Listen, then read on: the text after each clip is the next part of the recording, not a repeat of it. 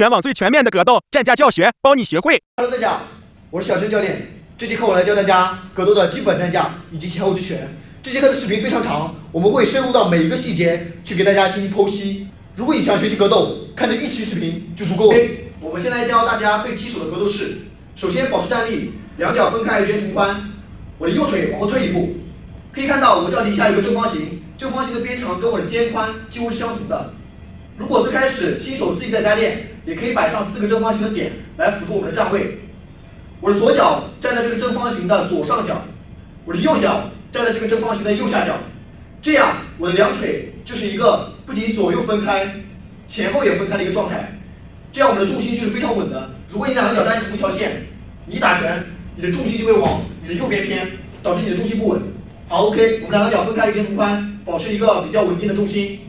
这个时候可以看到我的膝盖是微曲的，不要站太直，太直的话你的重心是往上的。我们重心微微往下，膝盖微微弯曲，也不要弯曲太多，弯曲太多你的大腿会受力。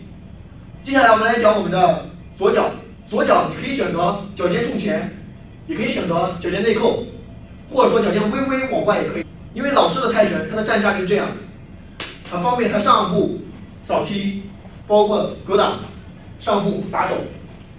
但是如果你往外太多，你去打你的右直拳手，你的重心就会失衡，整个重心就会往前。所以新手建议大家脚尖冲前一点。我们站好，接下来讲我们的身体，身体不要太冲前，太冲前你会暴露很多的背击打面积。所以我们的躯干身体微微侧一点，这样不仅我们的背击打面积减少，包括后面打我们的右直拳，你的发力空间也更加充分。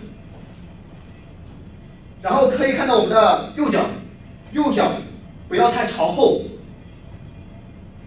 两个脚几乎是微微的外八，不要太多，也不要太朝里，太朝里会憋到你的膝盖，会很难受。所以两个脚微微打开，这样我们的重心就是很稳的。OK， 躯干跟我们的站位还有脚都讲完了，接下来是我们的手臂。先把双手举高，握拳，自然下垂，我们来慢慢调整。从侧面来看。我们的右手拳头护住我们的下巴，因为我们下巴是非常容易被击打的一个部位。我们的下巴连接着我们三大神经，三大神经连接小脑，小脑控制平衡。所以我们可以看到很多比赛里，一拳打到对手的下巴，他就瞬间失去了战斗能力，也就是我们说的 KO。所以我们的下巴要保护好。接下来就是我们的肋部和我们的肝部。你会发现你这样呢去防守的时候很难兼顾两个的防守。其实这个不是你臂长的原因，是因为你上面的重心太直了，所以我们微微的卷腹，把重心往下压一点，就可以看到我们就可以很轻易的去兼顾我们头部跟我们躯干的防守。OK， 这个时候还有一个容易犯的错误，就不要耸肩，肩膀放松下来，肩膀放松下来，右手拿好。可以看到我这个右边的手臂是贴住我身体的。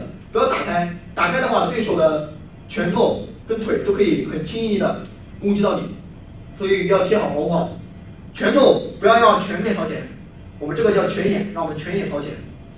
OK， 再讲到我们的左手，左手小臂不要完全垂直地面，有些教练教是完全垂直地面，这样的话你会觉得你的肩膀憋得很难受。你可以让你的小臂稍微倾斜一点，但不要太多，太多一样的对手的拳头跟腿都可以很轻易的攻击到你，所以把我们的手臂微微倾斜一点，然后我们拳头的位置大概是我们鼻子的高度，如果你太低，就容易被对手的拳头打进来。当你把你的拳头放到你鼻子的高度，你就会发现你在保护好自己面部跟躯干的同时，你的视线是完全不受影响的，刚刚好可以从你的拳头上面通过。这个时候，我们的下巴不要抬太高，内收一点。因为你的下巴是容易被攻击到的一个部位，所以我们要把它保护好。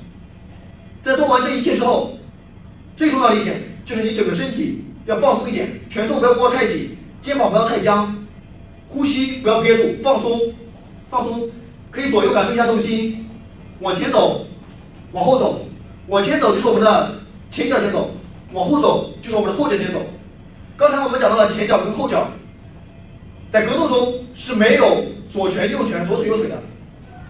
以我现在站架为例，我前面的手跟前面的腿就是前手跟前腿，我以后打的直拳、摆拳、勾拳，就是前手直拳、前手摆拳跟前手勾拳，腿法也是一样的。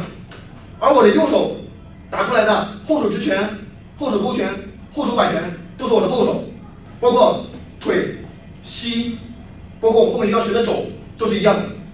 你至于我们身体前方的，就是我们前侧；至于我们身体后方的，就是我们的后侧。大部分拳手都是左侧先至，当然也有我们说的反架，它是右侧先至。大多数这样的拳手都是左撇子，他的左手是比较有力的，因为把有力的手放在后面，你的发力空间更充足，打击跟发力也会更完整一些。OK， 我们这节就先讲到我们的格斗战架，接下来我们教大家前后直拳。